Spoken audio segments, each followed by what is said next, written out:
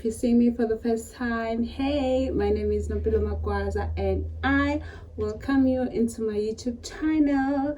I hope that you stay, subscribe, and you become a part of us. If you're returning, thank you so much, darling, for coming back for yet another video, and I hope you enjoy.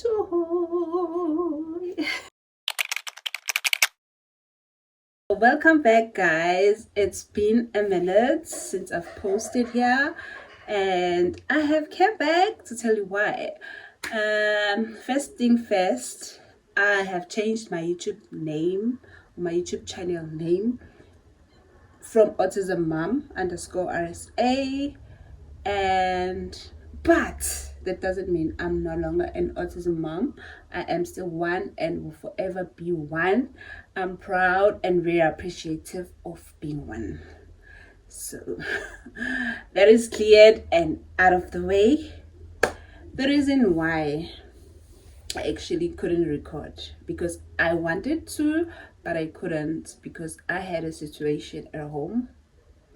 Okay, I started the YouTube channel last year, 2024, around before June. That's what I'm gonna say, before June. And backstory. I am a second born at home. I was born in a marital home.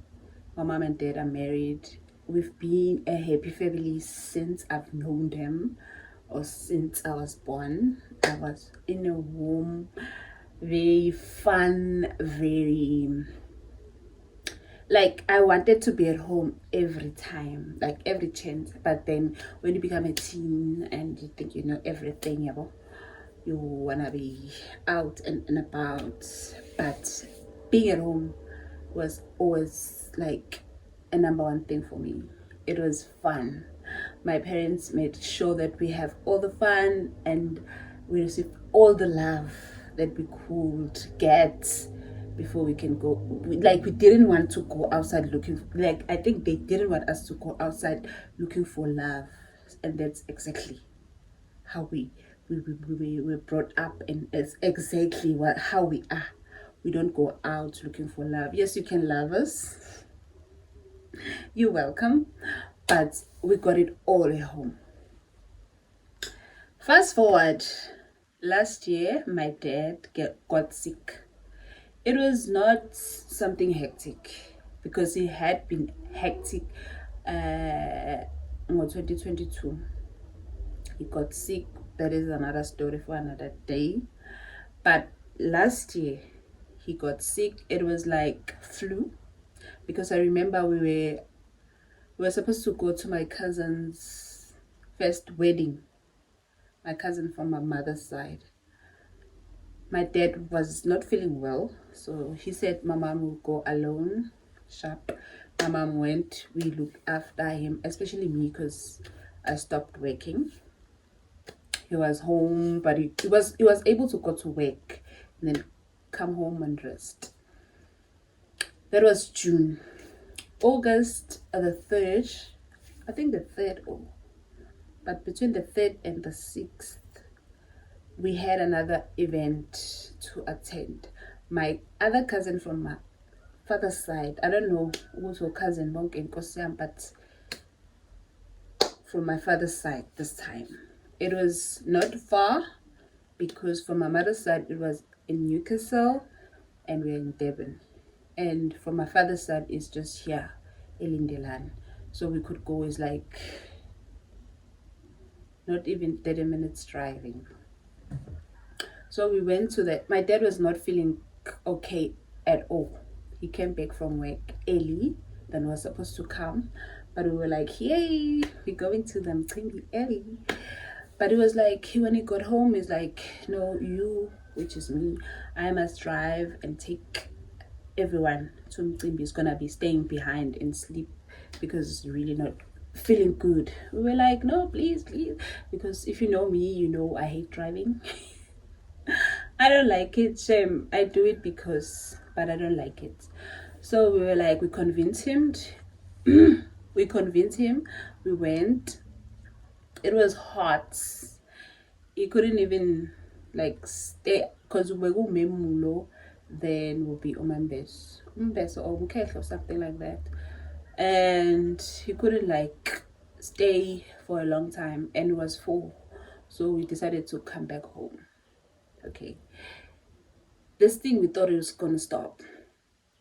He went to the doctor, they did a checkup, they gave him injection, they gave him a prescription, he went to buy medication. For a few days he was okay, back to himself. Okay, again, he's sick. Now, this time around, mid-August, he started vomiting blood. He started vomiting blood. We all got worried. And then he went back to a doctor, now a different doctor. They did some checkups, more checkups. They couldn't find really what was wrong, but they gave him more medication, injections, and all that. He went back for like a revisit, but it got better. I don't want to lie, it did got better because it went down for a while. He was not vomiting and he was back at work. Guys, it was not something that would take long before it comes back again. It came back again. Now it was stronger. He would vomit like 2 or 3 times and it was blood. Real blood, like not just I'm a spotting yana a blood. It was just blood. Okay, we were all worried now. He was losing weight, he was losing appetite, he couldn't eat, he couldn't like sit up for a long time, he was weak. So he kept on going to the doctors and trying. We thought it was ulcers, but because doctors were not saying what was it, we didn't know what was it. So we were like, okay, because the way we would describe it, it had like by his stomach, by his chest, and then we thought maybe it's ulcers. We'll give him stuff for ulcers. We were trying, guys. We tried. Like he went to in a space of 3 months. I not 3 months, 3 weeks. He went to like 4 or 5 doctors. They were giving him medication. They were giving him injections. They were even giving him oxygen and drips, but it was not helping. We didn't know what was that. Okay, it got worse and worse, guys. We didn't know. Okay, here at home, I don't want to lie, we don't believe in hospitals because one of my sisters has been like was one of my sisters was hospitalized for an operation and it was hectic. Everyone was crying except for me. I was trying my best to be the strongest. When we go to see her, everyone would cry, burst out, and they were like, let's go. They would ugly cry. And I was like, oh my god, don't do that because now we're making her lose hope. So everyone don't like hospital in this house. Okay, we took long to tell our aunties, which are his sisters, but then we didn't think it was that bad. Okay, come September now, it was bad. My mom was decided like, no, let me tell aunt. She called like the rest of her family and my dad's family. They will come see her, come see him. And even my from my mama's side, I remember one day, I don't know if it was during the week or, but they came and they prayed and they talked for quite some time. And my dad was like a new person that night. He was like, oh, because he was like, I'd rather die now. I'm in so much pain and nothing is helping. No one is gonna help. The doctors have failed. Da da da da. Church. A church. A church story is a story for another day also. But church, he had stopped going to church. So he just gave up on life. But when my mom Kulu, my mom Nane and my mom Kulu's husband came, they talked, they gave them like a session. Then he was fine. He had hope of life. He was back to being himself. But it was only for like 2 days. Then he got sick. This time he was sick, like very sick. He was not eating now. If he ate, he would vomit it. Eat it, vomit it. So he just said, don't give me food anymore. Just give me something to drink. Now, Kona, if he drinks too much, it will come back. So now we were taking him to different doctors now in a space of a day. One day, the second day, we were taking him for a drip for a month.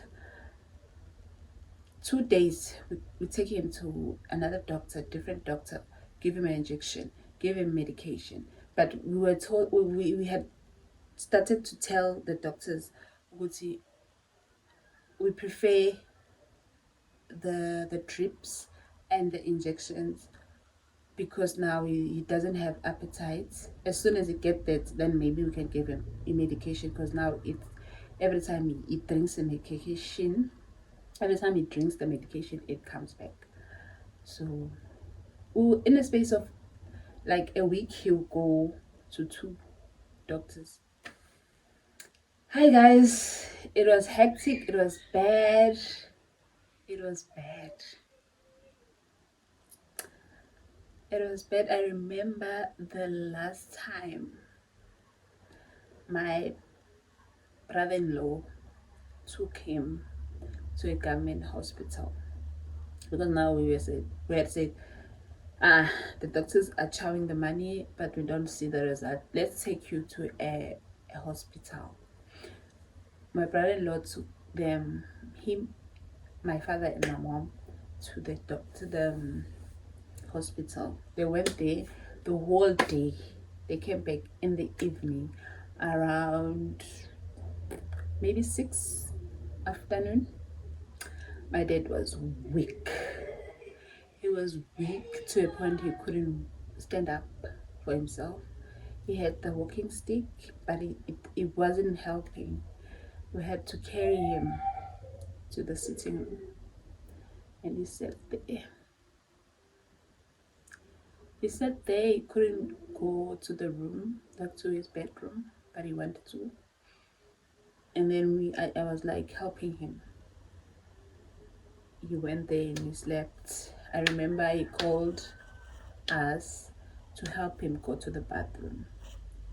That time, guys, I couldn't, so I called my mom and my big sister. They helped him. We went to the bathroom, and then when he came back, he was like, no, leave me by the passage. I will walk into the bedroom by myself. He tried. That is the moment that I remember, and I cry when I think about my dad's sickness. He tried to walk, like it was only 2 steps left for him to reach the bed, and their bed is very high. And funny story, they always say that one day we'll get old and get sick, and we're not gonna be able to climb into our bed, and we will laugh about it. And they came, guys, but they tried 1-2 step, and he thought he had reached the bed, and he missed it, guys. He fell. My heart.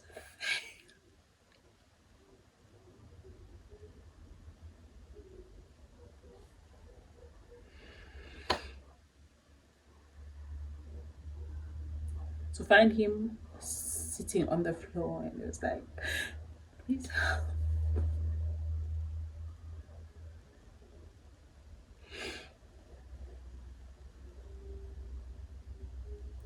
He was like, please help me up. I helped him, and then he slept because the following day, which was Wednesday, a Tuesday, they had said he must come back because they couldn't finish with the X-rays and stuff. And the second day, which was Tuesday, they admitted him. He couldn't find a bed for the Tuesday. He slept by the casualty. We went there and saw him at night, and then come Wednesday they gave him a bed. Wednesday we went. Okay, my mom went during the day and we went at night for the night visit. It was me and the cousin that is from my aunt's side, son. We went with him. We saw him. He was sick, and I was like, he was confused on what's happening. So we saw him. So on the Wednesday, we went to see him, and he had got a bed, and then it was a little ward now. My mom went during the day, during the day my mom went.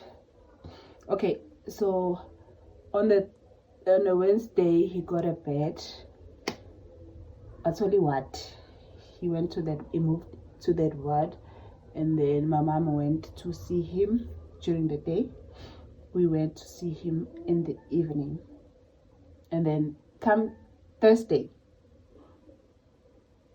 Okay, before that, my mom talked to a niece that we know. We would go to the same church as her, and they organized an appointment for my mom to actually come to the doctors and actually hear what is the reason why my dad is sick. They said the appointment would be on, this was this day. They said the appointment is going to be on Friday morning. The mom must come and see the doctors to explain to her. So Thursday my mom went there. She went there to see him, and then she came back very happy. She's like, your dad is getting better. He even ate like fruits that I brought him, especially banana. He ate the banana and finished it, and then I was able to change his bed, and yeah. So we went there in the evening. We went there, we saw him. But the disturbing thing was that he was not himself. He was like, he's confused. He was like, I want to go home. No, just these people are not treating me well. They want to stop me from going to my house and on. And we were trying to explain to him that no, these people are actually helping you to get better so that you can go home also right. And he asked for my big sister, and then because we were like told to not go same time, so it was me and my young sister, then it was me, like my older brother, and then it was my older sister and our cousin, then my younger brother. And then as we talked to him, he was like confused. He was not making sense of anything that he was talking. He was saying, we couldn't make sense of anything that he was saying. He was very confused. So, because my dad was a loud man. He had a very bold voice. Now he had a very tiny and soft voice. And so we had the spray for him, like throat infection spray. We tried to use that to him, and he coughed, guys. Took okay, and we were like, no, nurse. And then the nurse, what did you do? We didn't do anything. Guys, that was the story that I was looking forward to telling my dad when he comes out. Unfortunately. Okay, oh no, that's fast forward. Okay, so then he was like, okay guys, I've seen you, go now, go home, go, I don't want to see you anymore. And then we went, and then on Friday we were just preparing. Okay, not us, my mom was preparing to go to see the doctors, and we were also gonna go and see him in the evening as per usual, as we had done for the 2 days. And around, I think around 9, yeah, around 9, my mom received a call. Me and my sisters were at the dining room having breakfast with the kids, and then next thing we hear a phone ringing, my mom's phone ringing. The next thing, she's screaming her lungs out, and guys, I knew it. I just went there and took the phone. I was like, hello. And they were like, hey, how old are you? Like, I told them, and they were like, okay, your dad has passed, and we would like for you or the family members to come for his things or belongings at the hospital. And I was like, okay, thank you, bye. And now everyone was crying. My sisters, the kids were confused. They were like trying to calm us down. It was hectic. Okay, so that was it, guys. We got that call, and then we had to inform our families, and we were all in shock, but we all knew that he was sick and very, very much sick. So we had to accept, and the funeral arrangements started. We buried our father.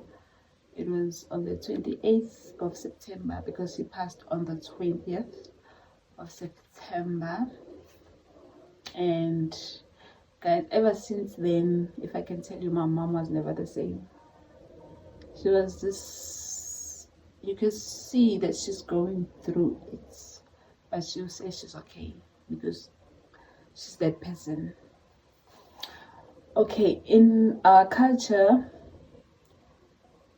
you mourn a person for a year, like especially if you're married. If it's your husband, you're gonna wear mourning clothes, not mourning clothes.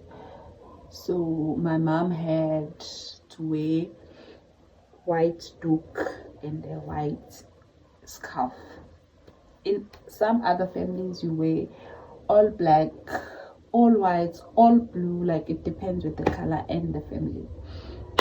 After a year, you do a ceremony of removing the mourning clothes. September from the following year, my mom was still not okay. She went to doctors, to Ajove, just to say, I'm not feeling well, but I don't really know what's going on.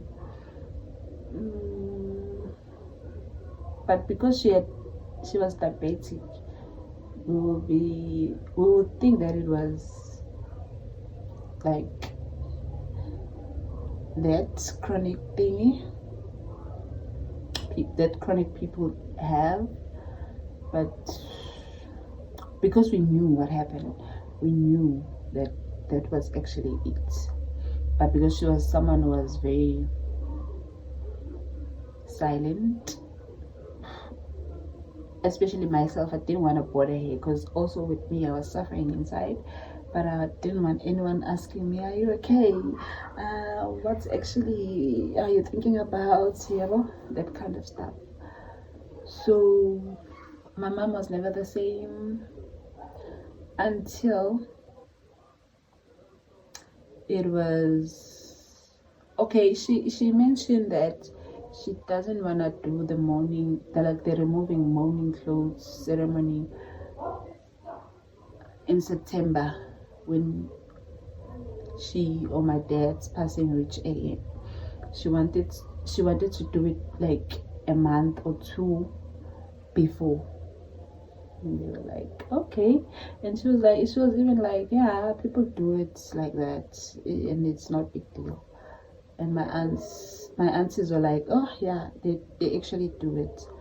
And then they decided on doing the ceremony in June. I think it was the 2nd, but it was really like a beginning of June. And then came the day. I vlogged, guys. I vlogged, and it happened the moment they removed those clothes for my mom. She was immediately sick. It was fluish, like my dad's sickness in the beginning. It was fluish. It was like, because my mom was a very hands-on person, we thought maybe she overworked herself and she was tired. She was like sick from the day, like the day of the removing. She was sick. She got sick and we saw that it was on and off. She went to the doctors, she got an injection, she went to the doctors, she got an injection, it was a back and forth of doctors, just like my dad. Now, maybe 2 weeks or 3 weeks, it got hectic.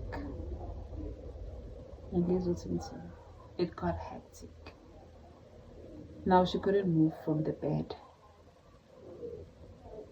We had to help her bath, we had to help her sit up, we had to help her eat. She even had to move from her room to my younger sister's room because the bed is low than her bed. Guys, I don't even want to like dwell on this story, but she got sick. That's why I'm touching base, because I don't want to be crying. She got sick and sick and sick, guys. Like, my mom was someone who was helping me during the day. She couldn't help me. She wanted to help with the kids, but she couldn't anymore. She will get up to say, I'm helping you do this, but one would know she's losing strength. And then I started panting and rest. It happened for a month of June, and then her sister like told us, no guys, because she came to see her and she got here. She couldn't come to, because usually when they are here, my mom will get up from the bed and go to the dining area to sit and chat, and then when they leave she'll go back to sleep. But that day she couldn't get up, and Mom Kulu came to the room and she cried. She said, no, even if you're saying you're scared, because we were scared now to taking her to the hospital for the trauma of losing Ubaba, from the trauma of our sister being sick and almost losing her. So, okay, Nangapela, we took her to hospital. She was hospitalized now on a Tuesday. Sadly, we were very scared of the Friday, because it was the same hospital and same situation with my dad. It's Tuesday, but she made it to Friday, and she was there for a week. She came back to being herself, very bright, complexion came back. She was like the mom we knew. Okay, this is still June. The 2nd, I think, or the 3rd week of June, she was still okay. She was eating by herself now. She was even telling us what to bring and what not to bring. And fast forward, she asked for a phone so she can call and video call my grandchildren. We did that, Tangapela. she could call now, she can WhatsApp, she can, like, she was alive. We were all happy. All her sisters, they would all come to see her. Our cousins, our mamnanis, mamkulu, my mama's side, my dad's side cousins, they will come and see her. Like, everyone, guys, everyone showed us love through our mom. Until, okay, before she passed, I think I had went to hospital to see her, and then she said, no, get someone to assist you at home, or to help you at home with the kids and with the, like, house chores. But that won't be for a long time until I come home. Okay, and then I was like, okay, fine, because now I saw the need, because I had to go every day to see her, and the kids had no one to take to stay at home with them to stay behind at home with them. Okay, I took them. I took the other girl. Okay, fine. We find someone. They were helping me. I was going there. I think it was by the end of, I think it was the last week of June. No, it was a Wednesday. I got a girl to assist me. On Thursday, I never went because my older sister went with Umamkulu. They were so happy. Alrighty, we are pila. Okay, before they went, I also went there, and then she was like, take everything, the biscuits, the sweets, the juice that everyone else was bringing her, take it home and in yogurt. But I'm coming home soon, you must buy me a nice dress. I'm like, the dress for what? It's like, the dress is for me when I come back, because I've lost so much weight. I want to wait. Okay, but I never bought that dress because I was scared because the people say if a person asks for this and that means they can see the way to heaven. I was like, no, I will buy the dress when they actually told us that on this day you're going home. And she kept on she kept on saying that she's coming home very soon. And surprisingly, I had went with Umama Wasenkonzweni to see her.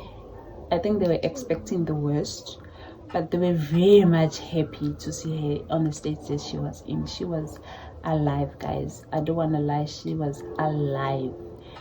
Even her skin was skinning. My mom went off, like bright, happy that she's gonna come out from the hospital soon and she's coming home. Okay, we were all happy, we all had hope. Like, I was relaxing. I even skipped a day of going, which was on a Tuesday. She called to say, no, it's fine, don't come, because I know you are tired. You've been coming here. And I was like, okay, I'm not gonna come. I didn't go. Wednesday I had somewhere to go, I went there. And then Thursday my big sister went. On Friday I was going to go with my friend, because my friend was asking me to go and see her. My friend was helping me. Like, she will accompany me to the hospital beginning of her being admitted, because it was hectic and I couldn't, like, go alone.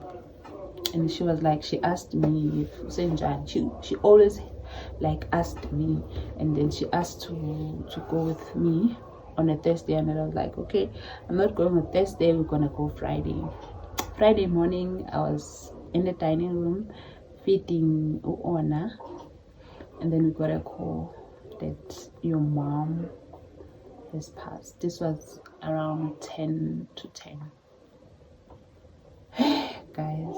We were all shattered and shocked.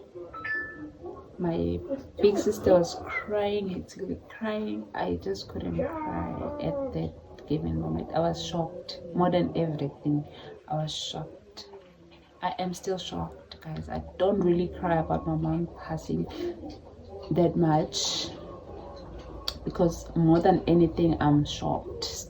Up until this day, I'm shocked. And then we had to inform families, and the preparation began. We buried our mom on, okay, I don't really remember when, but she passed on the 8th of August. She was admitted mid-June. With the same situation, we don't know what was really wrong. The doctors didn't say anything. We asked, but they couldn't give us an answer, because they say she was fine this morning. She even ate porridge. She asked for porridge. She ate it. She finished, and then the next thing, when the nurse came to the ward, she's normal. So this was very confusing, but we don't blame anyone. I really do believe that she chose her way, and her way was to go to her husband, and I hope that they're happy where they are. And also, more than anything, guys, I am very much happy that our parents basikhulise ngale ndlela basikhulise ngayo, because I can stand here boldly I can stand here and actually say it. They raised us in a very good way. We know respect. We self-respect. They taught us self-respect. They taught us self-respect. They taught us to respect every other person. They taught us independency, even though we couldn't see it, or other people couldn't see it when our parents were still alive, but we are very much independent. We are united, and even though we fight as siblings, every other sibling fights, but I can very much say it, we are united, and we are going to come out this situation positive and strong, because today, I can say, 13 months ago, we had parents very much alive and happy parents, but today, 13 months forward, we do not have parents. But we trust God, because our parents taught us God, they taught us respect, taught us independency and unity, and with those you can never ever go wrong. So with that being said, guys, that is the reason why I couldn't record or vlog, because I had to be hands-on with both my parents being sick. I had to help my mom with my dad. I had to help my mom when she was sick.